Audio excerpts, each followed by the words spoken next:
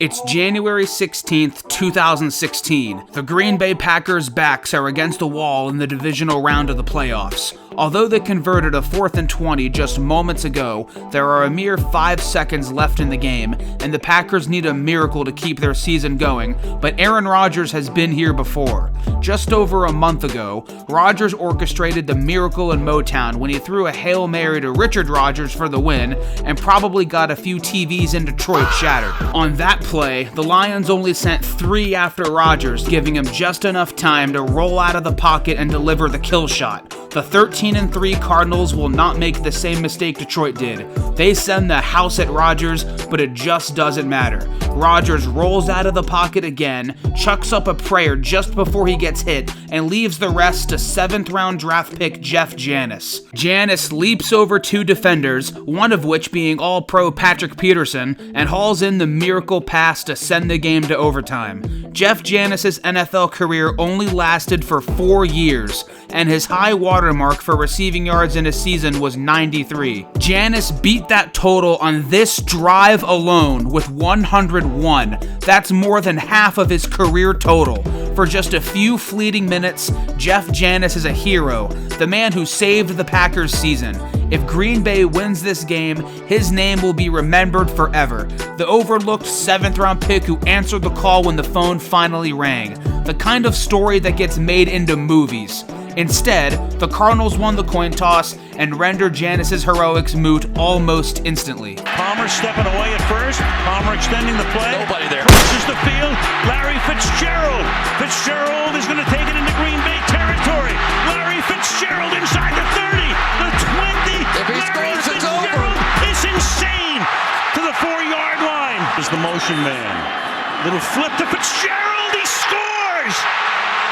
And the Cardinals win an amazing game. The Cardinals were off to the NFC Championship, and Rodgers and Janis' heroics quickly became a footnote in history. This video will cover some of the craziest footnotes of all time. Quick note before we kick this video off. The Jermaine Kearse and Julio Jones catches in Super Bowls 49 and 51 respectively will not be covered. Those were high-profile moments in recent Super Bowls, and both teams were memed to death for finding a way to lose to the Patriots. I don't think those plays are really that forgotten, all things considered.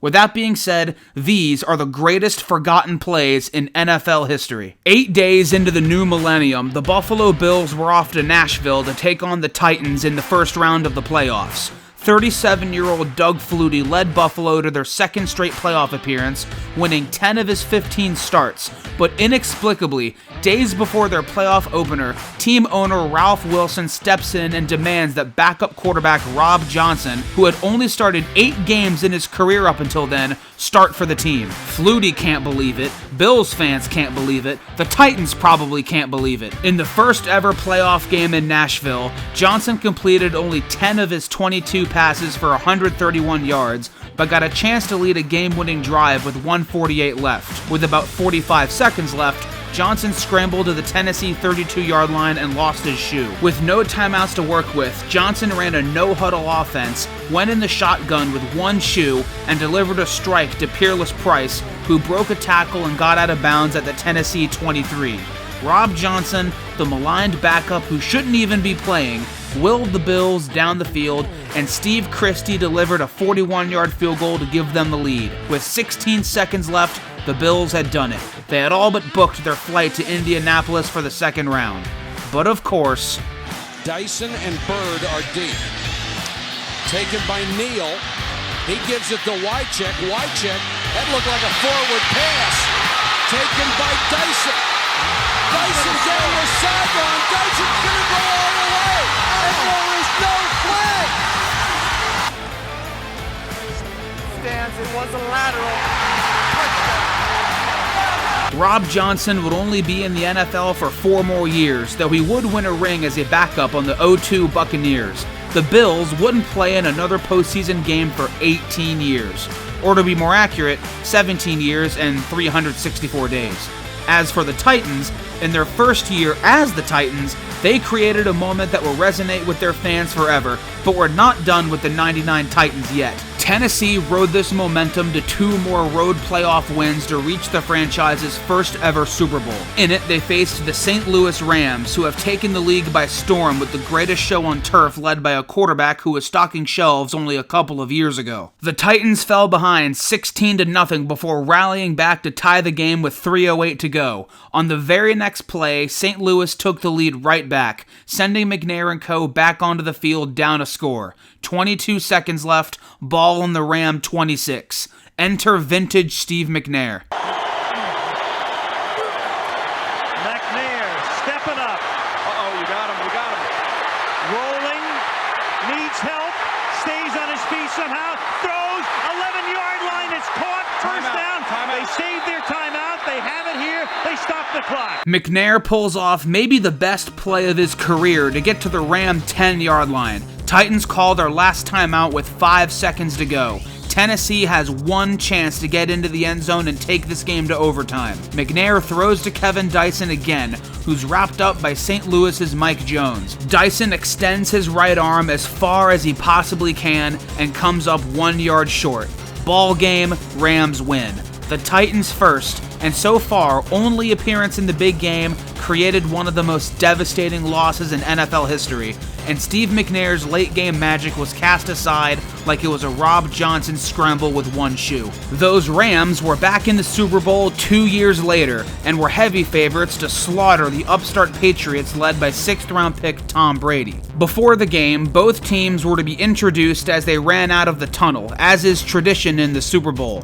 While waiting for his and his team's turn, wide receiver Ricky Proehl uttered these ill-fated words. Tonight, a dynasty is born, baby. Well, he wasn't wrong. St. Louis fell behind 17-3 before their offense finally woke up, and late in the fourth quarter, Kurt Warner found Proehl wide open, who made the catch and evaded defenders to score an epic 26-yard touchdown to tie the game late. When Tom Brady and the Patriots offense went back on the field, John Madden said what many fans were thinking. I think that the Patriots, with this field position, you have to just run the clock out. You have to play for overtime now. Instead, Proehl's heroics would be forgotten, and his words from before the game would ring oh so true. Quick trivia, who has the record for the longest touchdown pass in Super Bowl history? Unless you already know the answer, I guarantee you all the names that just popped into your head are wrong. It's not Brady, or Manning, or Rodgers, or Mahomes, or Elway, or Favre, or any of those guys.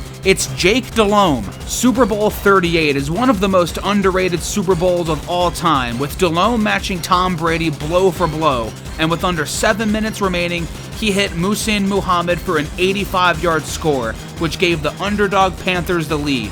Of course, this is Brady we're talking about, so he responded in kind with a scoring drive, capped off by a touchdown pass to Mike Vrabel, of all people. Delhomme himself answered with a scoring drive of his own, tying the game with this touchdown pass to, yep, that's Ricky Proehl. For the second time in 3 years, he came through with the clutch touchdown catch late in the fourth quarter to tie the game.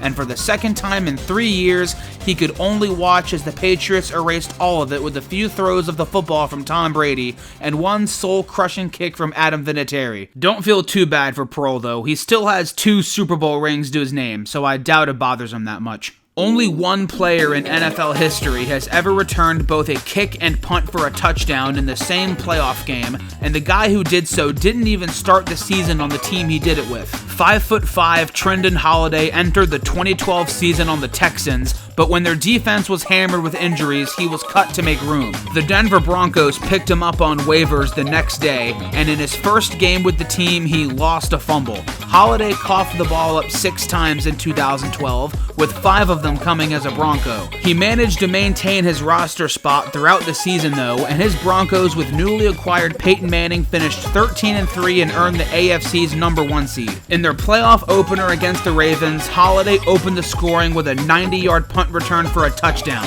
the longest in playoff history. In one of the greatest games ever played, the Broncos and Ravens exchanged blows in the first half to a 21-21 tie at the break. Denver was due to receive the ball to start the second half, and the Ravens decided to kick to the man who put them in that initial 7-0 hole. Trendon Holiday made them pay. About 4 or 5 yards deep. And right up the middle of the field. And there he goes!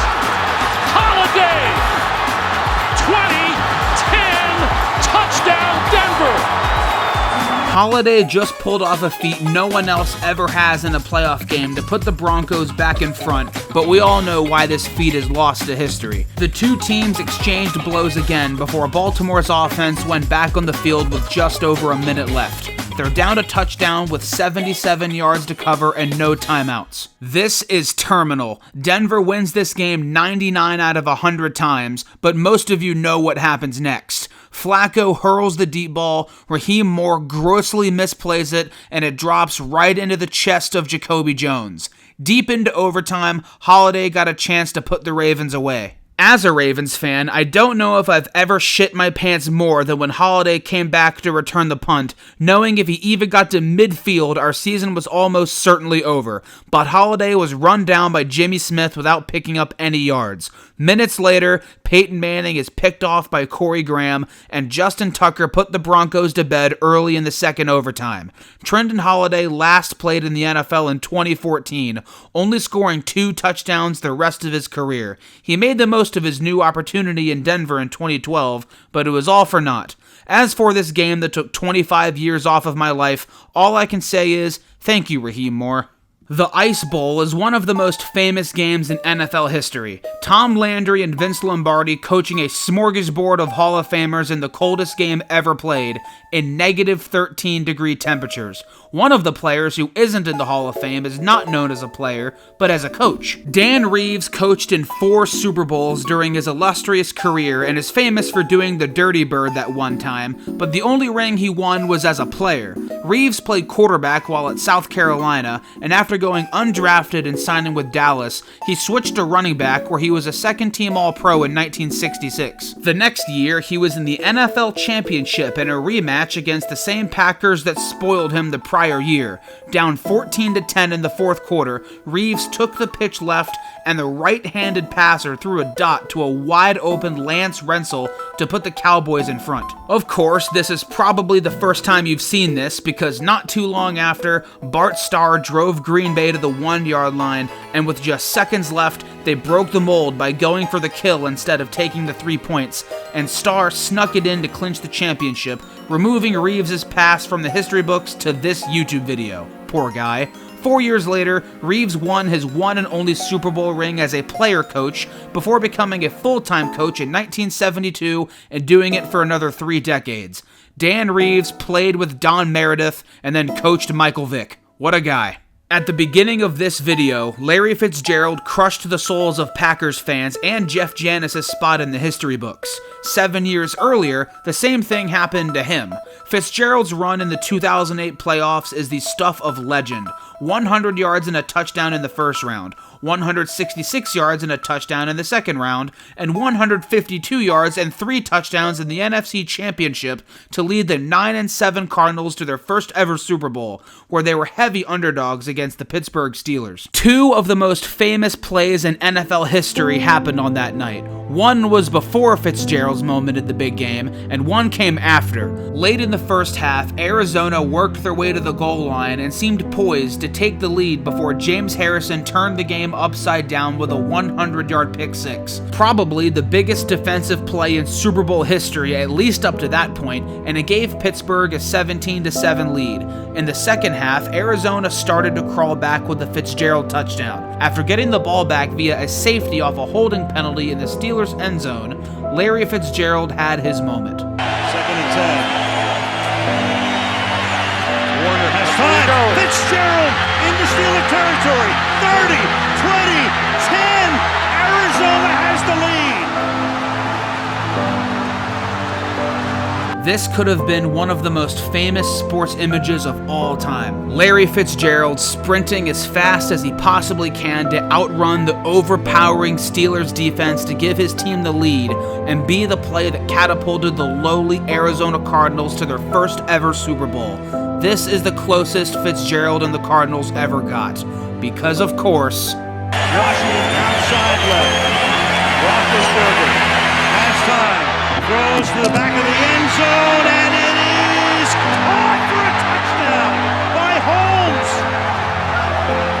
If just one of these two back-breaking plays doesn't happen, the Cardinals are champions and Larry Fitzgerald's heroics are remembered forever. And while he does go down in history as an all-time great, he does so as a man who never hoisted Lombardi, who spent his whole career on a franchise that has never hoisted Lombardi, and other than 2008, has never really been close. We have two more stories to go over, and they're both unique in their own way. First is the heroics of Mark Ingram Sr. Super Bowl 25 is famous for a lot of things. Whitney Houston setting the bar for the national anthem impossibly high, the Giants executing their clock-controlling game plan to perfection, and of course, Scott Norwood going wide right. But the most impressive play a Giant made that night tends to be forgotten. New York started the second half with the ball, and when Otis Anderson capped off the drive with a 1-yard touchdown run, the third quarter was more than half over. But if Mark Ingram doesn't do this on 3rd and 13, the Giants don't win. Hostetler throwing, it's caught by Ingram, he has to get to the 19 for a first down, and he does! Oh. This gave the Giants a new set of downs, which was the catalyst to Anderson's touchdown shortly thereafter. This gave them a 17-12 lead in a game they went on to win by 1 point. If the Giants settle for a field goal here, odds are Bill Parcells doesn't win his second Super Bowl, and the 4-in-a-row jokes about the Bills would have died before they could even be born. And yet, poor Scott Norwood is the scapegoat for everything that went wrong with the Bills. Such is the life of a kicker. Ingram's highlight is the first of this video where the man who created the forgotten moment actually won the game. Finally, let's rewind a decade to the 1981 NFC Championship and actually start with the play that everyone remembers. The right side, possibly. Montana looking, throwing in the end zone. Caught it! Dwight Clark! All of you have seen this highlight before. Joe Montana throws to the end zone, the Cowboys are convinced that he's throwing it away to play for 4th down, and then boom, Dwight Clark leaps into the air to snag the ball and send the 49ers to their first ever Super Bowl, which they would win and kick off the 80s dynasty. This is the catch that won them the game, but it's not the last big play the 49ers made that night.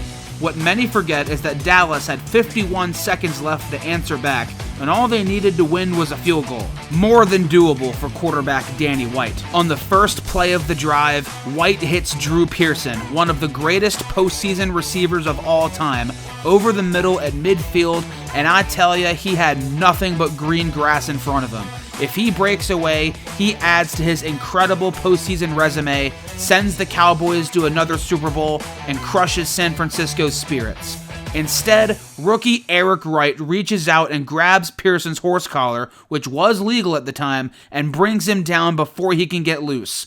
The very next play, Lawrence Pillars got the sack that ended the Cowboys season and jump-started the 49ers dynasty. And while Joe Montana, Bill Walsh, and Dwight Clark are the heroes of the 81 Niners, it wouldn't have been possible without the efforts of one Eric Wright. White down the middle, caught by Pearson, and Wright had him by the shirt or he's gone.